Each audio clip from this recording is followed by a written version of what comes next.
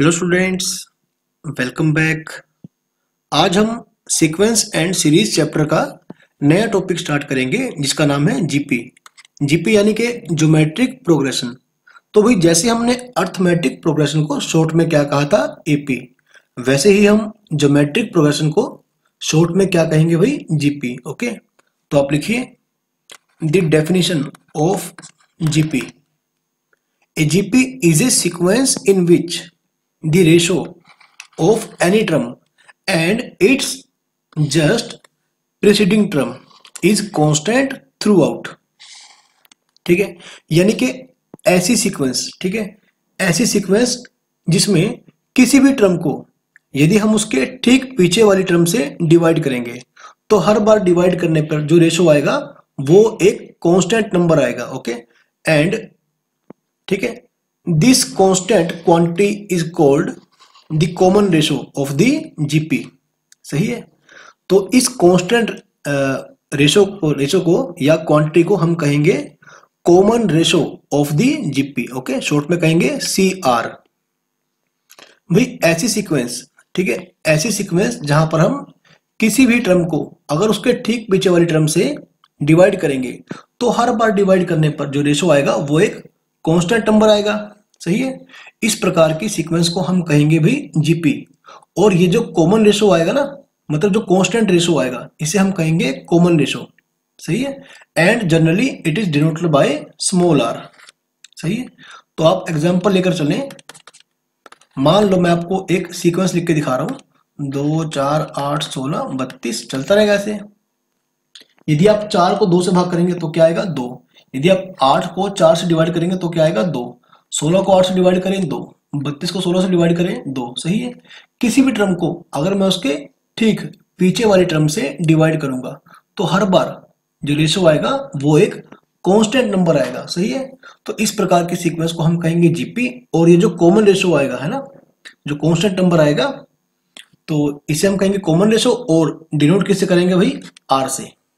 सही है, चलिए भाई, अब जैसे हमने एपी को है ना एक जनरल फॉर्म में रिप्रेजेंट किया था, a plus D, a plus 2d, a plus 3d, भाई वैसे ही हम किसी जीपी को है ना जनरली इस प्रकार से रिप्रेजेंट करेंगे। a, तो a मतलब फर्स्ट टर्म। सही है, पहले आप लिख लें a मतलब फर्स्ट टर्म, और इसे आप r से मल्टीप्लाई करें तो क्या बन जाएगा, नेक्स्ट टर्म आ जाएगी AR। अब इसको आप r से मल्टीप्लाई कर दें तो AR², इसे आप r से मल्टीप्लाई कर दे AR³। सही है, तो इस प्रकार से जो सीक्वेंस बनेगी भाई उसे हम कहेंगे जीपी। तो ये एक जीपी का जर्नल फॉर्म होगा। सही है, और किसी जीपी की जर्नल टर्म को हम डिनोट करेंगे भाई nth टर्म से।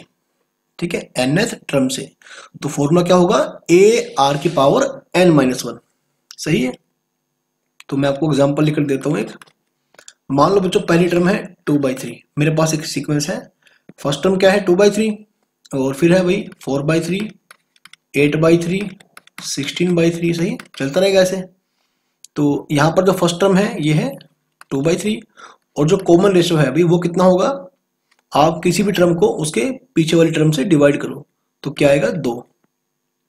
यदि मुझे इस जीपी का nth टर्म निकाल के दिखाना है तो ये आएगा AR⁻n-1।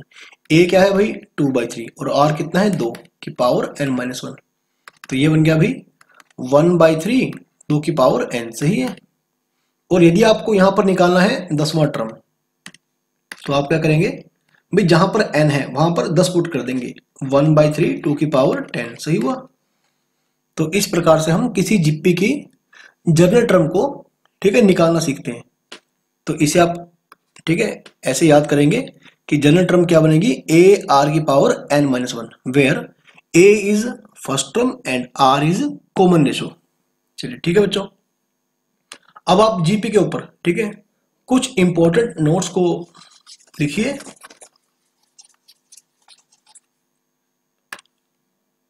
ठीक है, नोट नंबर 1 क्या है, in a GP neither a is equal to 0 nor r is equal to 0। भाई किसी भी जीपी के अंदर ना तो फर्स्ट टर्म और ना ही कॉमन रेशो 0 हो सकता है। सही है, दोनों ही आपके 0 नहीं बन सकते। तो पहला ये। दूसरा, अब क्योंकि ना तो फर्स्ट टर्म 0 है और ना ही कॉमन रेशो 0 है, मतलब क्या हुआ, कोई भी टर्म आपका सीक्वेंस का 0 नहीं बन सकता। सही है। In a GP no term can be equal to 0, सही। अब तीसरी बात, यदि किसी जीपी के अंदर terms are alternatively negative and positive then its common ratio is always negative. यदि आपके पास ना एक जीपी, ऐसा जीपी हो जहां पर एक टर्म आए पॉजिटिव फिर नेगेटिव फिर पॉजिटिव फिर नेगेटिव, तो इस प्रकार की जीपी के अंदर जो कॉमन रेशो बनेगा बच्चों, ये क्या बनेगा, नेगेटिव नंबर बनेगा। चलो एग्जांपल लेकर चलो, 3 - 6 12 -24 48 -96, सही है। तो एक टर्म पॉजिटिव एक negative, positive negative positive negative, सही है। तो यहां पर जो कॉमन रेशो बन जाएगा भाई, ये बनेगा -2। आप किसी भी टर्म को उसके पीछे वाली टर्म से डिवाइड करें भाई, तो क्या आएगा, कॉमन रेशो कितना आएगा, -2, सही है, जो कि एक नेगेटिव नंबर है, सही है। आई होप कि आपको समझ में आ रहा है। Now note number 4, if r is equal to 1, कि यदि कॉमन रेशो कितना बन गया, 1, देन, एक मिनट, ठीक है, then the GP is called constant GP, सही है भाई। यदि किसी भी टर्म को यदि आप उसके पिछले वाली टर्म से डिवाइड करेंगे तो हर बार रेशो कितना आएगा, 1। तो ऐसा तब होगा, देखो, जब आपको सीक्वेंस ऐसी दिखाई देगी, जैसे 3 3 3 3, सही है। तो हर बार जो, ठीक है, रेशो कितना आएगा, 1 आएगा। तो इस प्रकार की जो सीक्वेंस है आपकी, एक कांस्टेंट जीपी बन जाएगी, सही है। यदि R1 होगा तो जीपी बन जाएगी कांस्टेंट जीपी, सही है। Note number 5, if AR AR² AR³ is a finite GP containing n terms, किसी सीक्वेंस में जो कि है जीपी, यदि उसमें n टर्म्स हैं, तो R term from n is equal to n minus R plus 1 term from the beginning. भाई देखो, ऐसा नहीं है कि जीपी की बात कर रहे हैं, किसी भी सीक्वेंस के अंदर, ठीक है, किसी भी सीक्वेंस के अंदर यदि आप आखिरी से, ठीक है, आखिरी से R टर्म निकालते हैं, तो उसका मतलब क्या होगा, स्टार्टिंग से आप कौन सी टर्म निकालेंगे, n minus R plus 1 term, सही है। स्टार्टिंग से आप ये टर्म निकालेंगे, तो ना कि जीपी के लिए बल्कि एपी के लिए, किसी भी सीक्वेंस के लिए बात सही होगी, ठीक है, जिसमें नंबर ऑफ टर्म कैसी हैं, फाइनाइट। तो चलिए 6 पॉइंट देखिए बच्चों। अच्छा, यहां मुझे थोड़ा सा टाइम लगाना पड़ेगा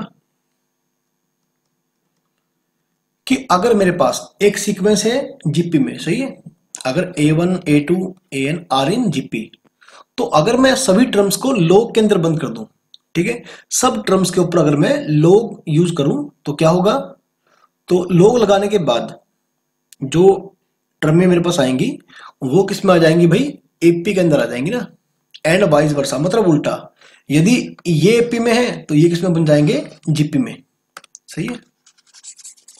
चलिए ठीक है, हम इसे प्रूव करते हैं, आप चाहें तो इसे याद भी कर सकते हैं। अब आप देखिए कि A1 A2 A3 AN are in GP, सही है। तो आप एक काम करें, A1 को मान ले A, ठीक है, A2 को मान ले AR, A3 को मान ले AR², सही है, और AN को मान ले भाई AR की पावर n-1, सही है। ये क्या है कि जीपी, फर्स्ट टर्म को आपने A अज्यूम कर लिया, सेकंड टर्म क्या बन जाएगी, AR, अगर आपने कॉमन रेशो R मान ली है ना। ये नंबर किसमें है भाई, जीपी में। अब आप एक काम करें, कंसीडर, अभी आप हर नंबर के ऊपर लॉग का यूज करें, सही है। तो क्या बनेगा, log A comma log AR comma log AR²। अगली टर्म मैंने लिखी नहीं है, लेकिन कौन सी होती, AR³ है ना। तो लास्ट में क्या आएगा, log AR की पावर n-1, सही हुआ। तो भी देखो, अगर आपको log की प्रॉपर्टी याद होगी, तो log m इंटू n, ये बन जाएगा log m plus log n, यानी कि log A plus log R। इसी प्रकार से ये बन जाएगा log A plus log R², सही है। यदि आपने लॉगरिथम का बेसिक अब तक नहीं पढ़ा है, तो आप एक बार उसे पढ़ लें, ठीक है। मेरे चैनल पर आपको लॉगरिथम का कंप्लीट प्लेलिस्ट मिल जाएगा, जहां पर आपको ठीक है सभी प्रॉपर्टी के बारे में, ठीक है, नॉलेज मिल जाएगी। इवन कि आपको जेई के क्वेश्चन जो है प्रीवियस ईयर जेई एडवांस के, आपको वो भी देखने को मिल जाएंगे। चलिए फिलहाल हम इसकी बात करते हैं, log R³ log a plus log r की पावर n-1, सही है। चलिए log a plus log r। भाई देखो भाई, लॉगरिथम की एक प्रॉपर्टी क्या थी कि log का जो आर्ग्यूमेंट है उसकी जो पावर है वो कहाँ जाएगी, log से पहले।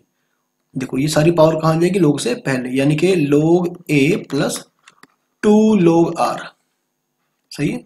log a plus 3 log r, ठीक है। लास्ट में क्या आएगा, log a plus n-1 log r। भाई यदि आपको फॉन्ट कुछ ज्यादा छोटा दिखाई दे रहा है तो बेटर है आप थोड़ा जूम कर लें इस वीडियो को, ठीक है। थोड़ा जूम करके देखें या फिर आप इसे अपने कंप्यूटर पे देखें। यदि कंप्यूटर नहीं है तो आप इसे थोड़ा जूम कर लें बस। अभी आप थोड़ा सा ध्यान दें।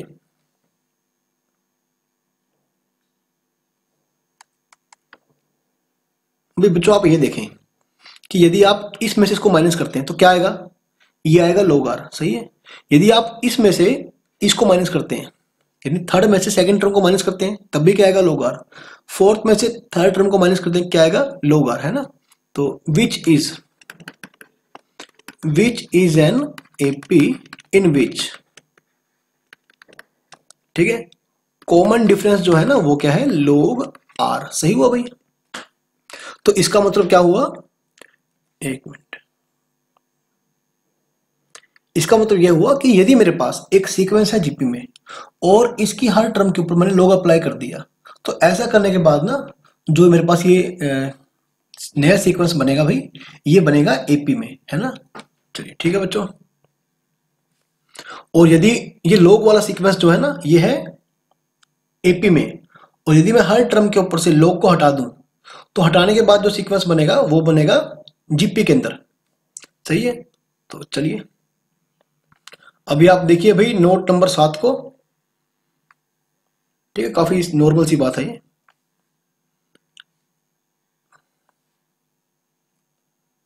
हाँ आप देखिए कि यदि मेरे पास दो सीक्वेंस है ना, एक ये वाली और एक ये वाली, दोनों क्या क्या है भाई, जीपी, दोनों मेरे पास क्या है, ज्योमेट्रिक प्रोग्रेशन। और यदि मैं इनकी कोरस्पोंडिंग टर्म्स को, मतलब पहले को पहले से, सेकंड को सेकंड से, थर्ड को थर्ड से, nth को nth से, है ना, मल्टीप्लाई या डिवाइड करता हूं, तो ऐसा करने के बाद जो नई सीक्वेंस मेरे पास आएगी भाई वो भी जीपी में ही होगी, ओके। यानी ये दो सीक्वेंस भी किसमें होगी भाई, आर ऑल्सो इन जीपी, है ना। आप एग्जांपल लेकर चलें, मान लो मेरे पास एक सीक्वेंस है 2 4 8 16 32 64, सही है, चलता रहेगा से। एंड क्या करें भाई 3 6, ठीक है, 12, और चलिए ऐसे चलते हैं, ठीक है ना ऐसे। तो यदि मैं इनकी कोरस्पोंडिंग टर्म्स को मल्टीप्लाई कर दूं, देखो भाई ये भी क्या है, जीपी, और ये भी क्या है भाई, जीपी, है ना। तो कोरस्पोंडिंग, ठीक है, न्यू जीपी, ठीक है, न्यू सीक्वेंस, कोरस्पोंडिंग टर्म्स को मल्टीप्लाई कर दें, 2 दिया 6, 6 चौके 24, 12 96, और 16 को 24 से करना भाई, तो जितना भी बनेगा, है ना, which is again A GP, सही। और यदि मैं इनकी कोरस्पोंडिंग टर्म्स को डिवाइड करता तब भी मेरे पास जो नया सीक्वेंस बनता भाई वो जीपी में बनता, सही है। यानी दो जीपी की, सही है, जिसमें इक्वल नंबर ऑफ टर्म्स है, उनको कोरस्पोंडिंग, उनकी कोरस्पोंडिंग टर्म्स को मल्टीप्लाई या डिवाइड करने पर भी हमारे पास एक जीपी ही आएगा। चलिए ठीक है बच्चों, अब आप देखिए इस रिजल्ट को, इसे आप याद कर लेंगे, सही है, इसे आप याद कर लेंगे। इन ए फाइनाइट जीपी, अगर मेरे पास एक फाइनाइट जीपी है तो भाई product of terms equidistant, बराबर दूरी पर होगा, ठीक है, from the beginning and the end is always equal to the product of first and last term. भाई कहने का मतलब क्या हुआ कि मान लो मेरे पास एक जीपी है, तो ये लो 2 4 8, ठीक, मैं बार बार एग्जांपल ले रहा हूँ ऐसा आसान सा, ताकि मल्टीप्लाई ज्यादा ना करनी पड़े, 16 32 64 128, सही है, मान लो जीपी मेरे पास है। और चलो 256, एक और लेके चलो, ठीक है, इवन नंबर ऑफ टर्म्स हो, ओड नंबर ऑफ टर्म्स हो, इससे कोई फर्क नहीं पड़ेगा। तो चलिए ठीक है बच्चों, अगर मैं देखो फर्स्ट टर्म का मल्टीप्लाई करता हूं लास्ट टर्म से, ठीक है, मतलब A1 इंटू में AN है ना, एक मिनट, हाँ चलो ठीक है, N मान लो यहाँ पर क्या है, एक मिनट, 1 2 3 4 5 6 7 8, N यहाँ पर 8 है बच्चों, ठीक है। तो चलो, अगर मैं फर्स्ट टर्म का मल्टीप्लाई करूंगा लास्ट टर्म से, तो मल्टीप्लाई करना आप कितना आएगा, ये आएगा 512, सही है। और अगर मैं मल्टीप्लाई करूंगा सेकंड का, मतलब शुरू से सेकंड और आखिरी से सेकंड, तो क्या बन जाएगी भाई, A7। तो 4 इंटू में 128, अगेन 512, सही है। शुरू से तीसरी और आखिरी से तीसरी, तो देखो पहले को मैंने पहले से किया, सॉरी पहले को लास्ट से किया, सेकंड को सेकंड लास्ट से किया है ना, ऐसे थर्ड को थर्ड लास्ट से किया, ऐसे 8 इंटू में 64, मतलब 512, ठीक है। मतलब स्टार्टिंग से फोर्थ और आखिरी से फोर्थ, सही है। तो क्या बन जाएगा भाई, 16 गुना 32, तो करिए भाई, 16 3 48, 48 3 51, हाँ सही है। ओके बच्चों, तो इसे आप याद कर लेंगे, आई थिंक आपको समझ में आ रहा होगा। और मान लो मेरे पास, एक मिनट, यहाँ पर है 8 टर्म्स, ठीक है। और मान लो मेरे पास होता ओड नंबर ऑफ टर्म्स, मान लो ऐसे, मान लो 2 4 8 16 32, सही है। तो क्या होता भाई, 32 दूनी 64 है ना, 16 चौके 64, तो जो लास्ट में टर्म बच जाएगा ये क्या होगा, 8 का स्क्वायर है ना, इसका स्क्वायर के इक्वल होगा, 2 गुना 32, 4 गुना 16 और इज इक्वल टू 8 का स्क्वायर, सही है। तो मतलब A1, ठीक है, और A5, A2, A4 is equal to A3 का स्क्वायर, सही है। तो चलिए, अब भी बहुत ही इंपॉर्टेंट नोट को, ठीक है, आप याद कर लें, इनके बेस पर हमें कुछ क्वेश्चन ट्राई करने हैं आगे चलकर। जैसे हमने एपी में है ना, 3 या लगातार 4 टर्म्स को कंसीडर किया था, वैसे ही हम जीपी के अंदर 3 कंसेक्यूटिव, लगातार या कॉन्टिन्यूसली 3 या 4 टर्म्स को कंसीडर कैसे करेंगे हम। मान लो हमारे पास, ठीक है, हमें ऐसा गिवन है कि हमें 3 कंसेक्यूटिव टर्म्स को एज्यूम करना है जीपी में, तो हम ऐसे एज्यूम करेंगे, A by R, A are. याद रखिए, ऐसा फायदा कब होगा, when ever the product of these 3 numbers is given, सही है। ऐसे में क्या होगा, आर से आर कट जाएगा, डायरेक्टली हमारे पास ए आ जाएगा, सही है भाई। जब भी हमें 3 टर्म्स को, है ना, 3 जीपी के टर्म्स को, ठीक है, कॉन्जिक्यूटिव, जब भी हमें 3 कॉन्जिक्यूटिव नंबर्स कंसीडर करने हैं जीपी के अंदर, तो हम ऐसे करेंगे, A by R, A are, सही है।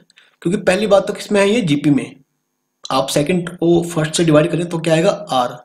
आप थर्ड को सेकंड से डिवाइड करें, क्या आएगा, आर, सही है। और अदरवाइज आप ऐसे भी कर सकते हैं, ए आर स्क्वायर, सही है। लेकिन जब आपको प्रोडक्ट गिवन होगा इन 3 नंबर्स का, तो आप ऐसे एज्यूम करेंगे, ओके, ना कि ऐसे, ना कि सेकंड वाले मेथड से। चलिए ठीक है बच्चों, अगला पॉइंट, यदि इसी प्रकार से आपको 4 कॉन्जिक्यूटिव टर्म्स कंसीडर करनी है जीपी के अंदर, तो आप ऐसे करेंगे, A by R cube, A by R, A R into A R, ठीक है, ए आर और ए आर क्यूब, सही है। तो भाई आप ऐसे भी मान सकते हैं, A R square, A R cube, आप ऐसे भी कर सकते हैं, सही है भाई। लेकिन जब जब आपको प्रोडक्ट गिवन होगा, आप लिखिए when ever product is given, ठीक है, मतलब इन 4 नंबर्स का प्रोडक्ट गिवन होगा तो आप ऐसे मान लेंगे, ठीक है। अदरवाइज आप ऐसे मान सकते हैं, ठीक है, अदरवाइज आप जैसे चाहें वैसे मान सकते हैं, ठीक है। चलिए, अगर 3 नंबर है जीपी में, भी नोट नंबर 3, 1 2, अब तीसरा करेंगे, if a b c are in GP, भाई 3 नंबर जीपी में, मतलब क्या हुआ कि b by a is equal to c by b, है ना। तो करिए क्रॉस मल्टीप्लाइंग, तो क्या आ जाएगा, B square is equal to A C. मतलब जब जब क्या होगा, 3 नंबर जीपी में होंगे, तो बीच वाले का स्क्वायर क्या आएगा भाई, पहला इंटू तीसरा, सही है। जैसे एग्जांपल लें आप भाई, आप एग्जांपल लें 2 4 8, तो बीच वाले का स्क्वायर पहला इंटू तीसरा, सही है। चलिए, अब कुछ क्वेश्चंस को ट्राई करेंगे, ठीक है भाई। थ्योरी के नाम पे केवल इतना था, ठीक है। तो जैसे जैसे हम आगे बढ़ेंगे, तो जीपी के अंदर भी नए नए कंसेप्ट आ जाएंगे। चलिए ठीक है बच्चों, क्वेश्चन नंबर 1 आप देखिए, इस जीपी की कौन सी टर्म क्या बन जाएगी 1/512 √2। तो पहली बात, इस जीपी में कॉमन रेशो कितना है, पहले आप फर्स्ट टर्म देखिए, फर्स्ट टर्म क्या है √2। कॉमन रेशो कैसे मिलेगा भाई, आप थर्ड टर्म को सेकंड टर्म से भाग कर दें तो क्या बन जाएगा 1/2। ठीक है, किसी भी टर्म को उसके पीछे वाली टर्म से डिवाइड कर दें, आपको कॉमन रेशो यानी कि आर का पता चल जाएगा। तो चलिए भाई, अब हमें ये बताना है कि इस जीपी के अंदर ये टर्म कौन से नंबर पे आएगी। तो मैंने मान लिया कि इस टर्म है ना, इस टर्म का नंबर क्या है भाई n, मतलब ये जो टर्म है ना इस जीपी के अंदर nth नंबर पे आएगी। ठीक है, मतलब nth टर्म होगी इस जीपी की। तो फॉर्मूला क्या बनेगा, AR⁻n-1।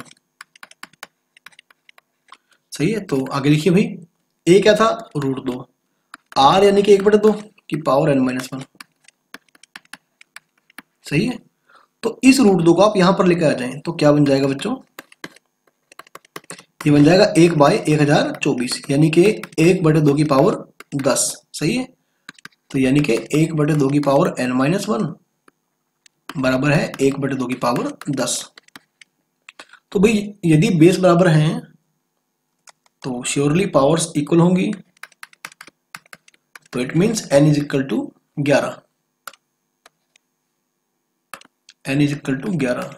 तो भाई कहने का मतलब क्या हुआ कि ये जो टर्म थी ये इस जीपी की 11वीं टर्म होगी। चलिए बच्चों, क्वेश्चन नंबर 2 को आप पढ़िए। मेरे पास 2 जीपी है यहां पर, एक कौन सा है भाई 5, 10, 15, 20, सॉरी 5, 10, 20 एंड सो ऑन। ठीक है, दूसरी कौन सी है 1280, 640, 320 एंड सो ऑन। तो इन दोनों जीपी का जो nth टर्म है वो क्या है इक्वल, मतलब इस जीपी का nth टर्म दूसरे वाले जीपी के nth टर्म के इक्वल है ना भाई। नोटेशन ठीक है सेम सेम ना रखें, थोड़ा डिफरेंट नोटेशन यूज करें। तो यहां पर जैसे क्या आएगा AR⁻n-1, ये क्या बन जाएगा AR⁻n-1। सही है, तो पहली वाली जीपी में फर्स्ट टर्म क्या है 5 और कॉमन रेशियो क्या हुआ 10/5 यानी कि 2। और दूसरे वाले जीपी में फर्स्ट टर्म क्या है 1280 और कॉमन रेशियो कैसे मिलेगा 640/1280 यानी कि 1/2 की पावर n-1। सही हुआ, तो 1/2 की पावर n-1 आप ना इसे इधर मल्टीप्लाई कर देंगे तो क्या बन जाएगा 2 की पावर n-1 गुणा में 2 की पावर n-1 बराबर 1280 बाई में क्या आएगा भाई 5, तो 2 की पावर 2n-2 क्या बन गया भाई ये, हाँ ये बन जाएगा ना, यानी कि 2 की पावर 2n-2, 2 की पावर 6 64 और 128 2 56 यानी कि 2 की पावर 8 बन जाएगा ना, 2n-2, 2n बराबर बन गया 10 के, तो it means n is equal to 5। तो बच्चों काफी बेसिक क्वेश्चन है ये। ठीक है, तो जैसे जैसे हम आगे चलेंगे क्वेश्चनिंग का लेवल जो है थोड़ा सा बढ़ जाएगा। अभी तो हम केवल बेसिक क्वेश्चन ट्राई कर रहे हैं कि जिससे आपको बेसिक जो फंडामेंटल्स हैं आपके वो क्लियर हो जाए। इन ए जीपी थर्ड टर्म क्या है बच्चों 24 है ना, एंड सिक्स टर्म जो है वो है 192। तो थर्ड टर्म यानी कि AR की पावर 2 है ना, AR की पावर n-1, यहाँ पे जो R है वो 3 है, सॉरी जो n है वो 3 है। सही है, तो 3 में से गया 2 और AR की पावर n-1 यानी कि 5। इक्वेशन 1 इक्वेशन 2, तो क्या करेंगे भैया आप इक्वेशन 2 को आप इक्वेशन 1 से भाग कर देंगे, 192/24, तो भाई इससे गया ये, तो ये r³ क्या आ गया भाई 8 है ना, ये 8 पे कट जाएगा यानी कि 2 का क्यूब यानी कि r इज इक्वल टू 2। और अगर आप r को 1 या 2 में किसी भी एक में पुट करेंगे तो आपको a मिल जाएगा, from 1 AR² is equal to 24। a क्या है भाई, सॉरी r क्या है 2, 2 का स्क्वायर 4 यानी कि a मिल गया आपको 6। सही है, A 6 R 2। देखो ए आ गया, आर आ गया, आप कुछ भी निकाल सकते हैं ना। आपको निकालना है 10वां टर्म, यानी कि ए आर की पावर 9। तो ए क्या है भाई 6 और आर क्या हो गया 2 की पावर 9, यानी कि 512। तो ये बन जाएगा आई थिंक 3072। सही है बच्चों, ये बन जाएगा ये। तो ये मेरा आंसर आ जाएगा। Now look at question number 4। ठीक है, अब थोड़ा सा कैलकुलेशन के हिसाब से अच्छे क्वेश्चन आने शुरू हो जाएंगे। भाई अगर पी क्यू आर 3 नंबर है एपी के अंदर ना, 3 नंबर है एपी के अंदर, तो मतलब क्या होगा Q minus p is equal to r minus q. सही है, दूसरे में से पहला गया इज इक्वल टू तीसरे में से दूसरा गया, या फिर ऐसा कह सकते हैं, और आप ऐसा कह सकते हैं कि 2Q is equal to p plus r, twice of middle one is equal to first plus third. सही है, तो चलिए ये पहली बात हो गई। दूसरी बात, x y z are in GP, तो मतलब y square is equal to x z. सही है, अभी हमने पढ़ा। चलिए ठीक है बच्चों, अब हमें इस चीज को वन के इक्वल प्रूव करना है। तो लेफ्ट हैंड साइड आप लेकर चलेंगे, क्या है भाई एक्स की power Q minus R, Y की power R minus P, Z की पावर पी माइनस क्यू। अभी आप थोड़ा समझे ध्यान से, Q माइनस पी बराबर है R माइनस क्यू के, तो P माइनस क्यू क्या होगा बच्चों, ये बन जाएगा Q माइनस आर। सही है, तो P माइनस क्यू यानी कि ये क्या बन गया भाई Q माइनस आर, है ना। अब देखो X की power Q minus r, Z की पावर Q माइनस आर, तो X Z की पावर Q माइनस आर। सही हुआ। चलिए अभी आप ये समझें कि यहां पर जो एक्स जेड है वो है वाई स्क्वायर के इक्वल, तो ये बन गया वाई स्क्वायर। क्या बन जाएगा भाई, पावर से पावर मल्टीप्लाई हो जाएगी, 2Q माइनस 2R और वाई की पावर R माइनस पी।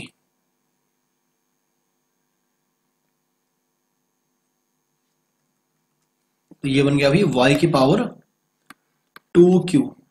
आप दोनों को ऐड कर देना, क्योंकि मल्टीप्लाई में क्या होगा पावर ऐड हो जाएगी अगर बेस सेम है तो, 2Q minus are minus p. अब क्योंकि पी क्यू आर कैसे थे भाई एपी में, तो 2Q is equal to p plus r. सही है, तो 2Q क्या बन गया पी प्लस आर, सारा कट गया भाई।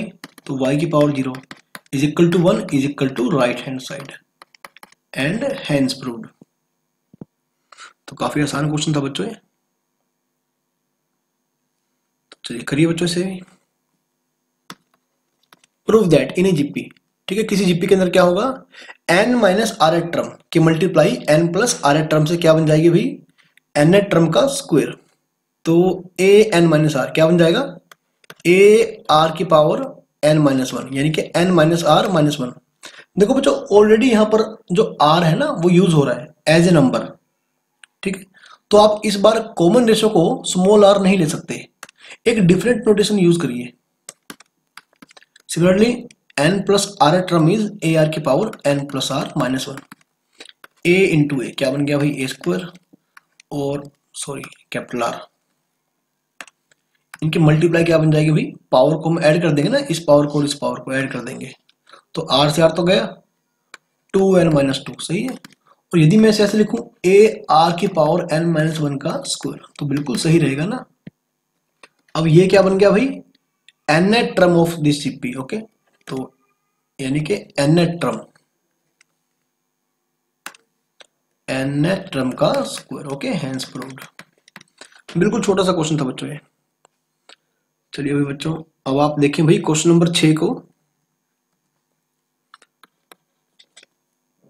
If the first and last term of a GP are a and b, तो ठीक है बच्चों, फर्स्ट टर्म और लास्ट टर्म क्या है ए एंड बी। ए तो ए है और जो nth टर्म है वो है बी, तो फॉर्मूला क्या होता है भाई ए आर की power n minus one is equal to b. सही है, तो ये बन गया। चलिए क्या प्रूव करना है, if P is the product of first n terms. P क्या है बच्चों, पहले n टर्म्स का प्रोडक्ट, यानी कि A1 यानी कि A, A2 यानी कि AR, A3 यानी कि AR स्क्वायर, है ना। तो n टर्म क्या बनेगी, AR की पावर n-1, सही है। चलो ठीक हुआ भाई। तो इस प्रोडक्ट का नाम है भाई P। अभी आप सुनना बड़े ध्यान से, ठीक है बच्चों, आप सुनना बड़े ध्यान से। A A A A है ना, कितनी बार आ गया, n टाइम्स, क्योंकि ये n टर्म्स है बच्चों, ये तो n बार आ गया तो A की पावर n, सही है। अब आप देखो R की पावर 1, R की पावर 2, चलता रहेगा ऐसे, क्योंकि बेस सेम है तो पावर क्या होगी, ऐड हो जाएगी ना मल्टीप्लाई के अंदर, 1 + 2 + 3 अप टू n-1। तो अगर आपको बच्चों याद होगा तो पहले n, एक मिनट पहले आप देख लें भाई, पहले n नेचुरल नंबर्स का सम क्या बनता है भाई, n × n+1/2, सही है। और यदि मैं बात करूं पहले n-1 नेचुरल नंबर्स के सम की, तो ये बनता है n × n-1/2। तो r की पावर क्या बन जाएगी भाई, n × में n-1/2, सही है। आप थोड़ा सा जूम कर लेना, आपको फॉन्ट थोड़ा सा और बढ़िया दिखाई देगा। तो सही है बच्चों। तो चलिए भी आप थोड़ा और ध्यान से समझना बच्चों इसे वक्त। अच्छा, जो मेरा, एक मिनट, मेरे पास क्या आ गया बच्चों, मेरे पास आ गया a की पावर, सही है। अच्छा, अगर मैं ऐसे लिखता हूं a r की पावर, ठीक है, n-, सही है। अच्छा तो ये देखिए, चलो मान लो बच्चों मेरा p आ गया, ये सही है, ये मेरा आ गया p। तो p क्या आ गया, a की पावर n, r की पावर n × n-1/2, सही है। अभी आपको क्या निकालना है, आपको निकालना है p स्क्वायर। तो p square, okay, this implies that p square क्या बन जाएगा, a की पावर 2n, सही है, और r की पावर n × n-1/2 × 2, यानी ये बन जाएगा, सही हुआ भाई। तो भाई यदि आप इसे, ठीक है, ऐसे लिखते हैं तो ठीक है, ये भी सही है। यदि आप थोड़ा मॉडिफाइड करना चाहें इसी पी स्क्वायर को ही, ओके, अदरवाइज क्या करें, ए बी की पावर एन निकाल दें, तब भी प्रूव हो जाएगा। चलो ठीक है बच्चों, ज्यादा कुछ नहीं करते। एंड आप निकालें ए बी की पावर एन। ए तो ए है, बी क्या था बच्चों, देखो बी ये था ए आर की पावर n-1 है, यही था ना बी, इसकी पावर n, तो क्या बन गया ए स्क्वायर आर की पावर n-1 का स्क्वायर। अरे पावर n है टोटल, सॉरी, क्या बन गया अभी, a की पावर 2n और r की पावर n × n-1, सही है। तो hence p square is equal to a b की पावर n, सही है। चलिए देखिए बच्चों, question number 7, if x y z be respectively pth qth and rth term. तो बच्चों जो जीपी का जो pth टर्म है वो x है, और qth टर्म क्या है y, और rth टर्म क्या है z, है ना। अब r यहां पर एक अलग ही नंबर आ रहा है, तो आप कॉमन रेशो को ना कैपिटल R मान लें, तो क्या बन जाएगा फॉर्मूला, ए आर की पावर p-1, ये x हो गया, ए आर की पावर q-1 ये y बन गया, ए आर की पावर r-1 ये बन गया z, है ना। अब हमें जरूरत है भाई लॉग लेने की, सही है, देखो ध्यान से देखना आप। तो यहां पर मैं क्या करूंगा, taking log on both side, taking log on both side, तो ये log x बन जाएगा, सही है। भाई ध्यान रखें यहां पर हर log का जो बेस है ना वो e है, ठीक है, यहां पर हर log का जो बेस है बच्चों वो e है, सही है, इसे आप ध्यान रखें।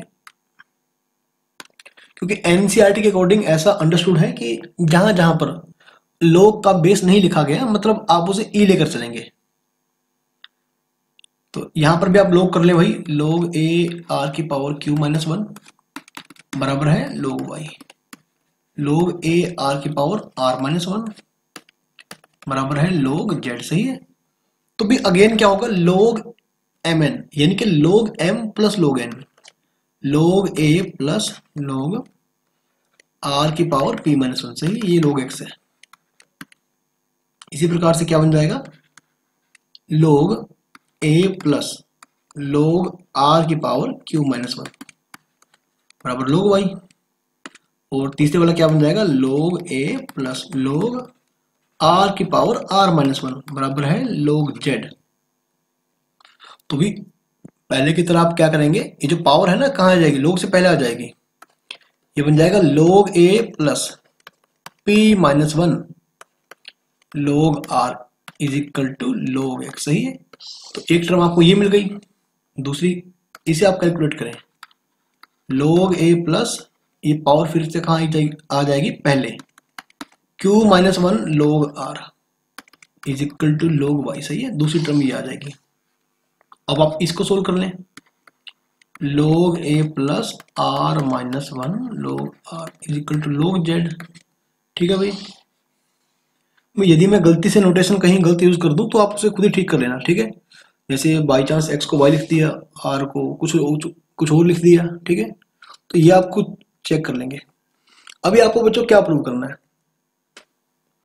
q minus r log x है ना, इस चीज को आपको जीरो प्रूव करना है, q minus r log x।